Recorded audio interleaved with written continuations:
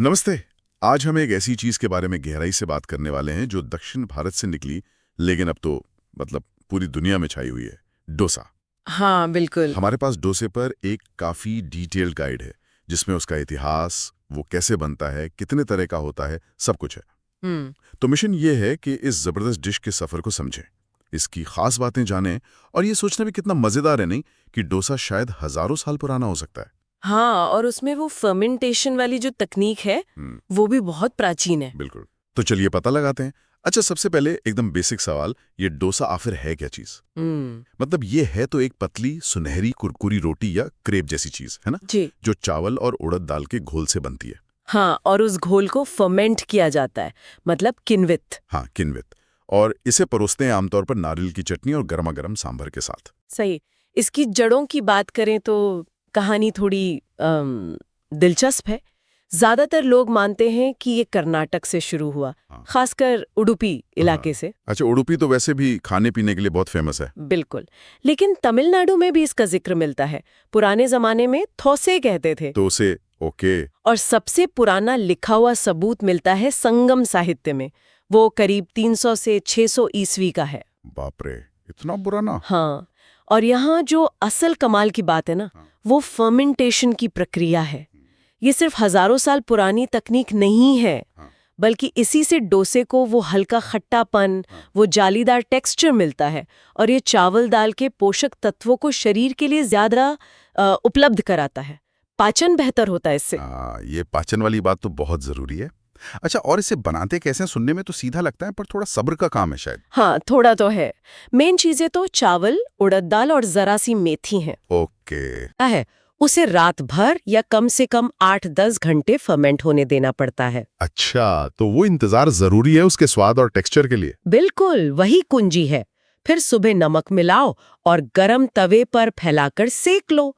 वो सुनहरा कुरकुरा जब बनता है ना, हाँ, तब लगता है इंतजार सफल हुआ। सही। और हाँ, फर्मेंटेशन का टाइम और मौसम का तापमान भी स्वाद पर असर डालता है। इसीलिए हर घर का डोसा थोड़ा अलग लगता है। अच्छा, ये बात भी है।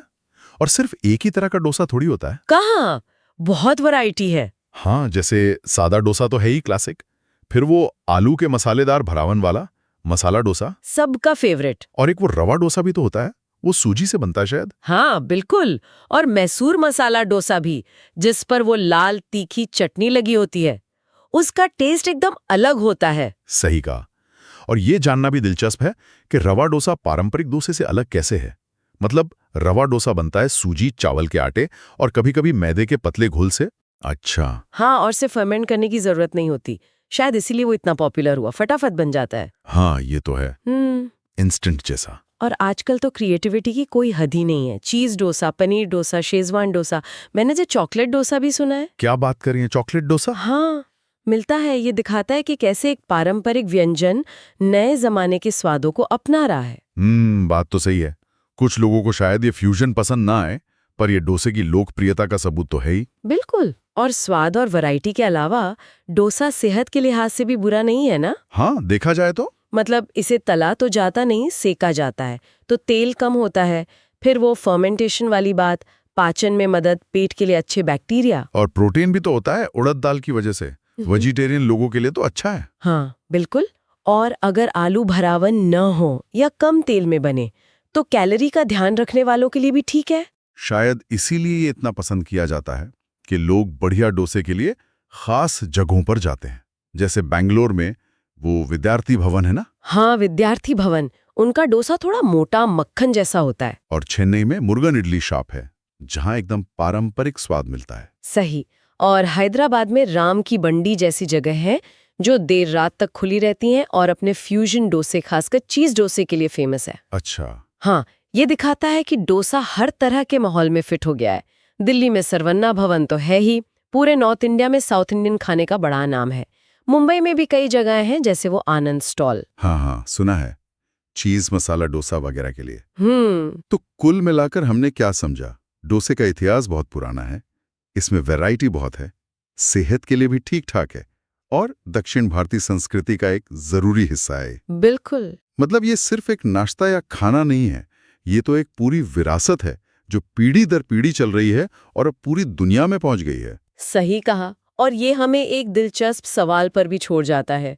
डोसे ने इतने रूप बदले हैं, सादे से लेकर इतने मॉडर्न फ्यूजन तक। तो सोचने वाली बात है कि भविष्य में इस प्राचीन व्यंजन का और क्या रूप देखने को मिलेगा। ये तो सोचने वाली बात है। या फिर ये सोचें कि चावल और दाल जैसी साधारण चीजों से बना एक फर्मेंटेड खाना पूरी दुनिया में इतना कैसे पसंद किया गया। ये खाने को लेकर हमारी जो पसंद है उसके बारे में क्या बताता है। हाँ, ये दिलचस्प सवाल है सोचने के लिए।